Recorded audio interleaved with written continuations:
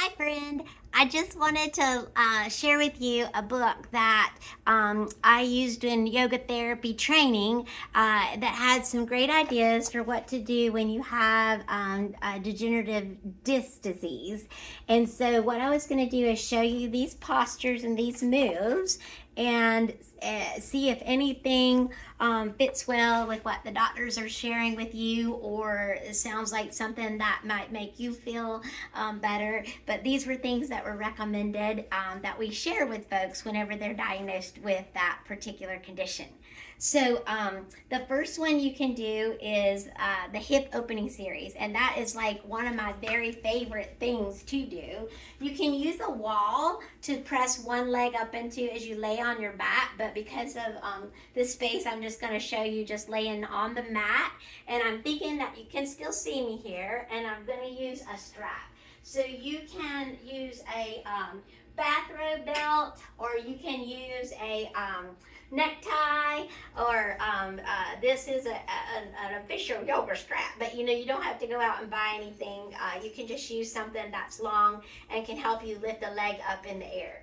So you'll lay on your back body, and you'll keep one knee up as you work, and the other leg will go with the strap around it, either right under the toes, or you'll do it down in the middle of that foot. And either way is a great way to do it, because if you do right in the middle, you'll feel this femur bone really connect into the pelvis. If you go more up right underneath the base of the toes, you'll feel the length of the leg stretch out. So either way is good. And the first thing that you do is you just pull this leg gently towards you. And so again, if you're using the idea of right into the toes, you'll feel that stretch hopefully and the back of the legs. So this series is supposed to open your hip, that's the design, and with the idea that these muscles that were around where your leg is joining your body are really having a lot of interaction with what's happening in the back of your body. And so because it all works together, this is a great series to know. The next thing you'll do is, with the same side hand as the leg that's extended to the sky, you're going to lower this leg out over the long side of your mat. So once you start to feel yourself moving, then you want to come back up, because you want to find that sweet spot of where you can prop it, hold it, and feel the stretch that happens inside that thigh, or those are the adductor muscles, AD muscles there in the middle. You can hold things for 3 breaths, 5 breaths, 10 breaths, 15 breaths, whatever feels right is okay option to do. And then you're going to let the strap move to the opposite hand, and you come up to the sky or up to the ceiling, and then you just go over just a smidge, crossing the midline of the body. So now the targeting area is the outside of the leg, and this is tight. It's supposed to be. That's your IT band, and it's supposed to be tight, but we want to give it a little attention today and help it feel a stretch. So that's why we're not going way far with it. It is a tight spot. Continue to breathe in and out with your breath. That's my horsey breath. I love that one.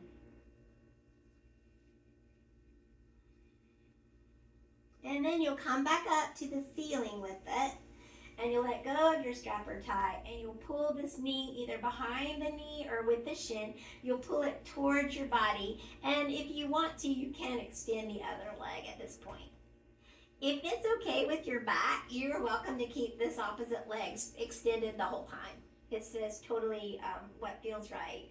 So just because the little lady suggests it, it's all depends on what your body says is the right thing to do, right? Alright, so you would just repeat that fun on the other side. So we're going to take the strap. Again, you can decide where you'd like to place it and pull the leg towards the body. Continue to breathe in and out.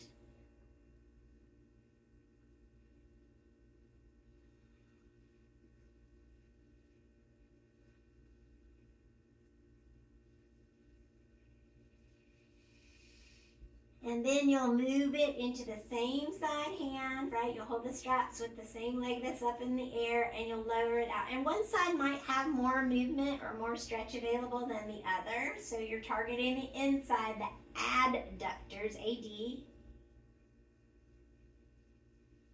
And, you know, all the habits that we have, or how we drive a car, or, you know, how we cross our legs when we sit somewhere, all those things are creating the imbalances that we try to um, undo, right, with our time on the mat.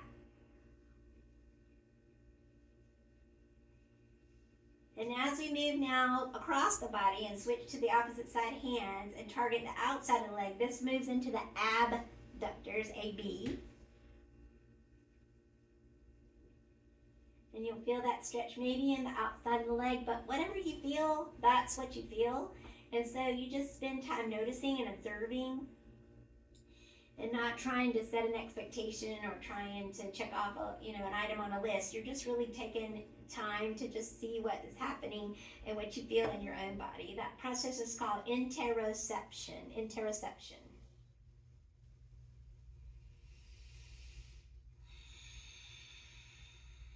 And then the final fun is to go back up and again pull this knee towards your body, right? You could be outside or inside the knee, and then you can lengthen the leg or not, whatever feels good.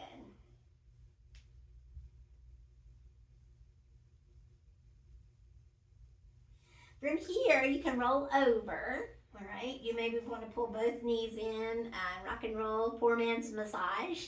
You'll roll over, and then you'll take the hand that's farthest from the ground, and that's the hand that you push into the floor, and you come up to a seated position. So you assist your back and not just yank it and crank it off the floor. So the next pose they have us do is called the child's pose, and the child's pose is supposed to create space in the back of your body. You can take your knees wide, or you can keep them close together. And for us, I'm going to also show you how to use the bolster, or a big old pillow can work for this. So your knees are wide and you put the bolster out in front of you. I always thought this was kind of yummy. And if you need to make this higher, you can stack blankets on top of it.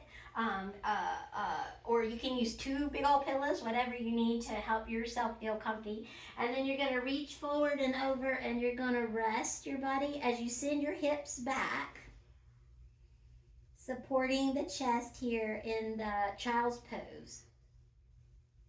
Your toes are reaching towards one another here, and you should feel this back lengthen and create space. In fact, sometimes it even feels really yummy if you have somebody push down, on the lower back and create more space. But again, you can get the goodie from it just by experimenting. Continue to breathe in, continue to breathe out. Hold things 3 breaths, 5 breaths, 10 breaths, whatever feels right. And if this is the only thing you do, that's okay too, right? You can find a thing that works for you. All right, help yourself up from the floor, and then you're going to work the crescent pose. All right, the crescent pose is going to be 1 foot forward, and you're going to keep the back knee on the mat with the hip getting a chance to stretch. The muscles around that hip joint are going to get a chance to stretch. You can use blocks or books or pillows if you want to help yourself with this. But the idea is to take one leg forward, yeah, and then you can frame it or not, right? And then this back leg, the knee, you can even put blankets under that knee if that feels better. You stretch it back, and you're going to lift. You can come up here with your low crescent.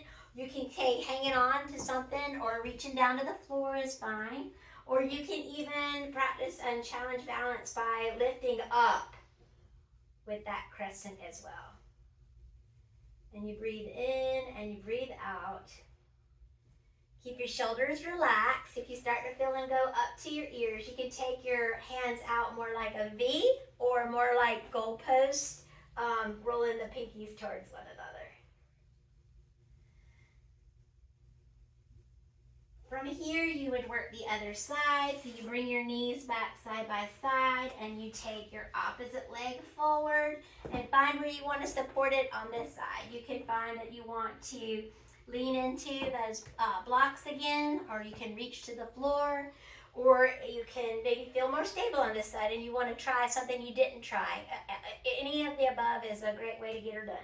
So you can reach here or reach there, remembering how to relax the shoulders by taking arms like a V for victory or elbows down and rolling pinkies towards one another. It can keep good space between shoulders and ears. And take your deep breath.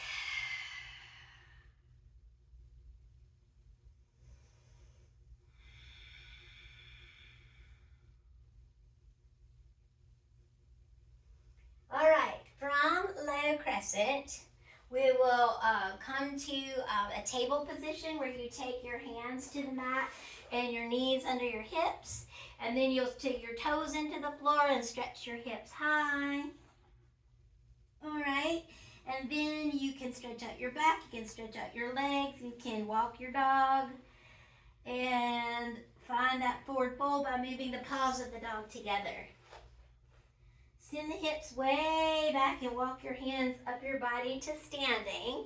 And the next position is one where you can use a chair or the wall or the kitchen sink to do it.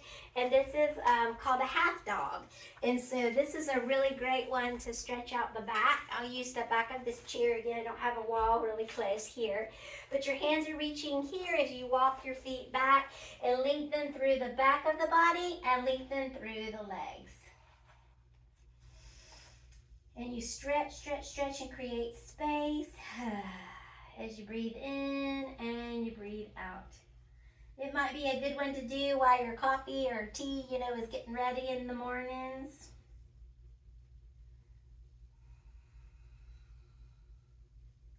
And from here, we'll work the pyramid pose. So the pyramid pose is going to be one leg forward and the other leg stays back. And the toes are going in the same direction as the belly button, yeah? You can reach to the back of the chair. You can reach to the lower edge of the chair. But the idea is to keep the hips from side by side. You don't want one going around, further on you. And the one on that back leg is going to want to kind of swing around, right? Just natural. It's as tight and wants to do it. All right, so what we're going to do is strengthen through the legs, reach forward, and roll down as you keep the hips. It's actually the forward hip that wants to come around. Yeah, you want to push it back and keep those hips side by side. And keep breathing.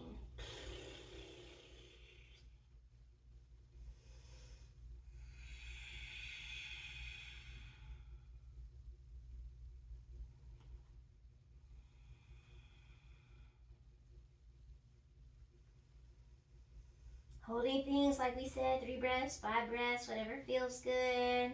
And then walk your hands up if you're using the chair, the wall to get that done. And then bring the feet side by side. And then take the foot that was back forward and the foot that was forward back. And set up for the pyramid pose on this side. So you can walk down the chair. Continuing to reach forward, legs are strong. And you're keeping this hip back, right? Keeping the hips side by side here as you work the half pyramid pose. Keep the neck nice and long. Crown of the head is reaching to the back of the chair.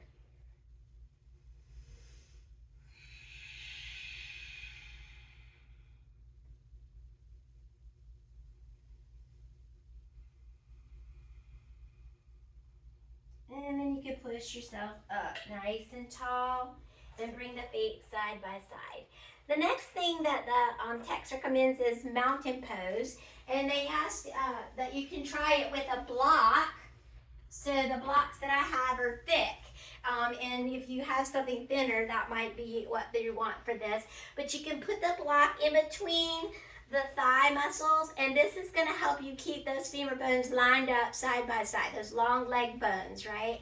My leg at this point in life seems to kind of rotate out to the side, so this is helping me keep it straight. And your feet are underneath your hip points, right? So underneath all this flesh I got here, I got some hip points. And you roll your shoulders up and back and down, and you squeeze all the muscles in the legs. The four corners of the feet are pressing into the mat. The shoulders are relaxed. The crown of the head is lifted so that the back of the neck is long. And if you were to put a flat, like a ruler, here on your forehead, you would see, or what I hope you will see, is that you've got your forehead, your nose, and then no chin. You can't feel the chin. So the chin is slightly tucked to keep the back of the neck nice and long. Keep breathing as you work your mountain. And it doesn't look like you're doing anything in mountain, but you know, everything is engaged in mountain. It's a good strengthening posture to do. All right. Remember that you want to keep your hips and feet together. So here is an example of, you know, what your pelvis is looking like on the inside, right? And these are your hip points up here. So it's not like you're, you know, sometimes people think their hips are wider. I mean, and they take their feet out more. You're really trying to line it up as you work that mountain pose.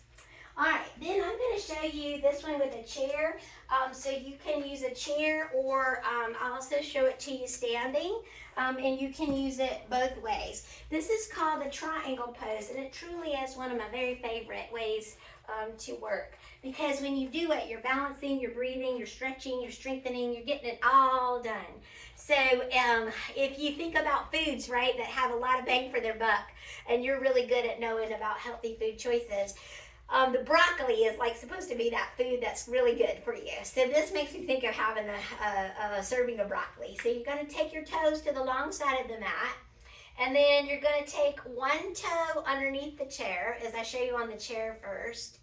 And then you're going to take the other foot and you're going to reach it way out. And the belly button is facing the long side of the mat, as one toe is underneath and one toe is slightly forward. Now my heel is going to reach to the back corners of the mat so that I create a little space in the hip to get this done. So that toe, depending on which one you're using, could be your 11 o'clock toe or your 1 o'clock toe. All right. And then your arms are going to go out like you are crossing a big capital letter T, like a letter T, right? Big breath in as you slide over the chair seat, and then roll down and roll up. And so the idea here is to be nice and open in the chest. And you can reach lower if your body allows you to do that. But it's not about getting to the floor as much as opening this heart area. So you can see that you are strengthening and balancing and stretching as you work this posture. Keep breathing. You can do hard things.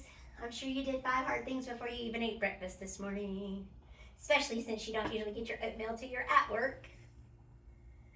And then from here, you'll press the 4 corners of the feet into the floor, squeezing the muscles to the bones of the legs, and breath in as you rotate up.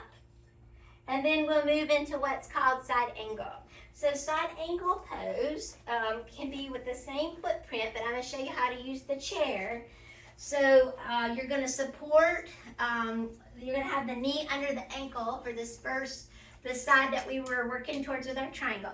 And then this back leg again, it's the same idea with it at that angle. But if you don't have as much stretch in your leg as you try it here, you can always take that leg more forward, all right?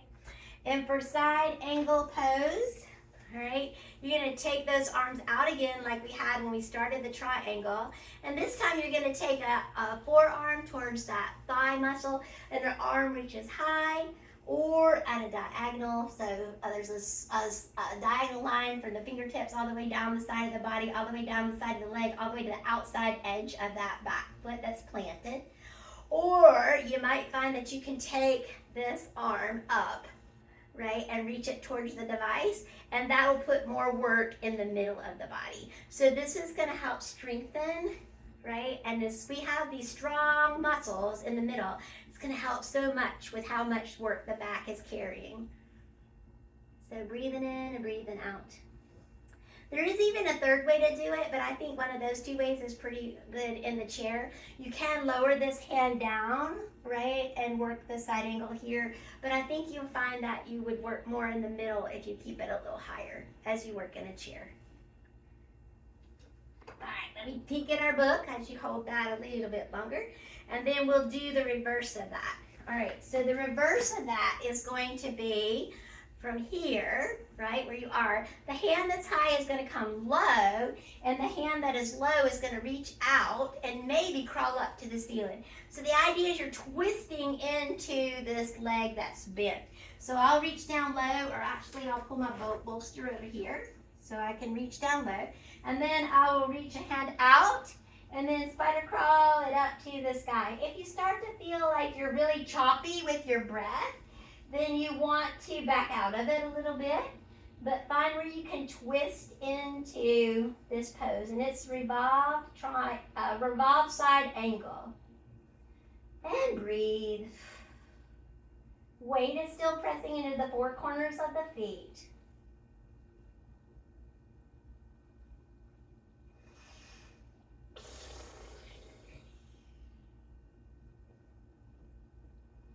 All right, after your last breath with work here, you come on back down and through, and then you'll bring your legs forward. And when you're sitting in the chair, one way you can loosen or relax is you can do what's called the windshield wipers with your feet. So taking the knees side to side, or you can even take legs wider and let one knee fall in and one knee fall in like that too. But that gives a little relaxation to your hips, right? And gets you ready to have fun on the other side. All right, so we'll repeat this fun on the other side, but this time we won't use the chair. We'll just do it with standing. So toes to the long side of the mat again. And then you'll take a toe like we did underneath the chair. It's going to point to the short side of the mat. As we heel toe, heel toe, heel toe this leg away. Both legs are long and strong. Arms that go out like you crossed a capital letter T. Big breath in. On the breath out, you push over your pointing toe and roll a hand down and roll a hand high. So again, you can get lower if you want to, if your body allows. But when you start to curl the chest towards the floor, then you want to come back up and find where that is for you, because this is all about being in that toaster and feeling like the heart is open, like you're not getting burned on the elements. You're doing your inner flat Stanley. And breathe. The middle of your body is strengthening, your legs are strong, you're stretching, you're balancing. It's like eating broccoli, you're doing it all. You can look up to the hand that's reaching high, you can look down to the ground if that feels better. Any way that your neck is comfy is good. You're gonna push through the floor with your feet, four corners pressing into the floor. Legs are strong, breath in as you lift up. And then you're gonna bend the forward leg. Knee stays over the ankle, back leg doesn't change, and then you're going to reach one hand towards the device, one hand on the diagonal, or rest one forearm here. Hand can be straight and tall. Or again, like we said, you can go lower with it. And then some people can even bind with it, right? And then you can open up that chest. But it's all about keeping this part of you open here. And so I'm gonna stay right here with the work, because I feel like that's when I get the most work in the middle for me. So you explore and find what feels good for you. Four corners of the feet are really reaching into the floor. And you breathe in and you breathe out. And then to reverse this, the hand that's high is going to come low, and the hand that has been towards the device is the one that goes out over the long side of the mat. And then you can creepy crawl up to the ceiling as you press the four corners of the feet into the floor, and continue in that bent knee, forward leg, that leg stretching, and continue to breathe. Wide open in your heart here, and just notice the quality of your breath. And if you start to feel a little choppy with it, then back off, come back down to wherever it would feel better. At the right edge, the right amount of work for you.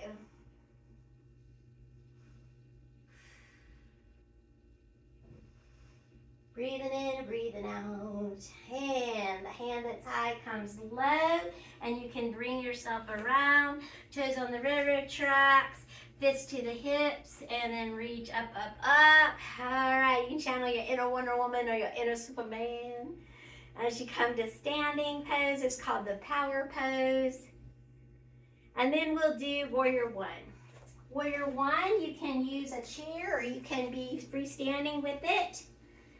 And it looks, or you can even put your foot against the wall behind you. That sometimes feels grounding and helpful with this one. But I'll show it to you several ways. You're going to take 1 foot forward, bend the knee, right? Well, I'll show you with the chair too. So you can do it 1 foot forward, bend the knee. Let me show you this way first. Stretch this leg back, the opposite leg. Knee is over ankle. The back toes are going to be at 10 o'clock, 2 o'clock, right? And the arms can be up, or you can be out, or you can do the goalpost arms, or you can reach to the back of the chair. Now, if you have the wall behind you, you can press that heel against the wall, and that can be grounding or help you be strong and feel supported in the pose. And the other way you can do this, like if you wanted to do it with a chair, is you can do it straddling a chair. You can use it where you have a chair that you can go through it. But I'll show you this with this chair. So sometimes, you know, when you find yourself in the office or something, you know, this can be something you can play with. So you're going to take one leg forward over the knee, one leg back, and arms to the sky. If you're short like I am, you can put blocks or something underneath you to help you feel it. But this is kind of cool because it helps you keep those hips, that belly button reaching forward as you work.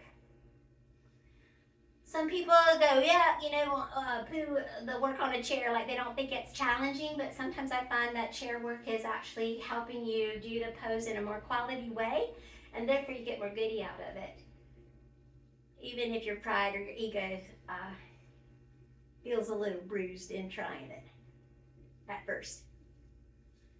All right, from here, you can come on out of that warrior one, and then we'll go into wide angled straddle position. So back to that power pose.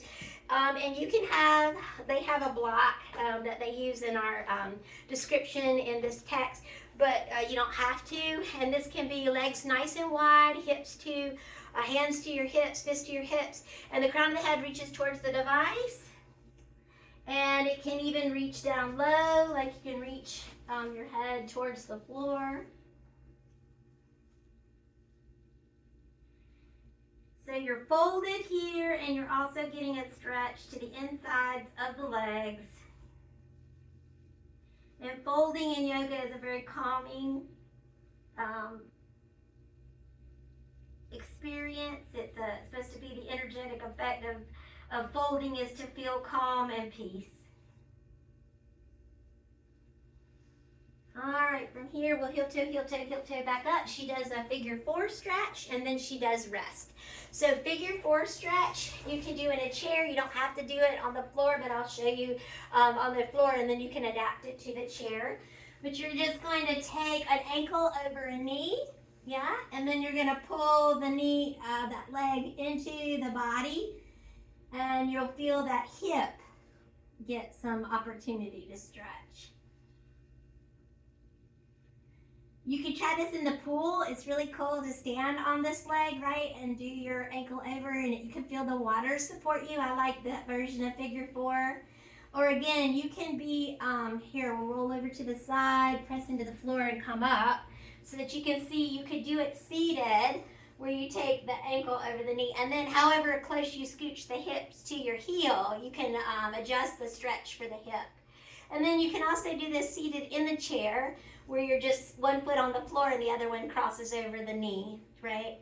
And you can even lean into it if you want more stretch for the hip. So lots of ways to get that particular stretch incorporated if it works for you. And then Shavasana, or resting pose, is like having dessert, yeah? So you can take a bolster or blocks underneath your legs to help your back feel comfy, and you can rest with your hands resting with palms reaching to the ceiling. If you yogis say that if you keep the palms down, it's your fingertips are reading so much information, right, or sensing that it's easier to rest and be less distracted by taking hands up. But you can find a way. You can have a bolster underneath the knees. You can take the bolster and actually, or pillow or whatever you might have, a way to do this, where you take a block up, and then you can prop this on it so that you can scoot your hips here to the bottom of the bolster. Lean back and rest like this too. You can also do butterfly legs. So lots of options for how to rest.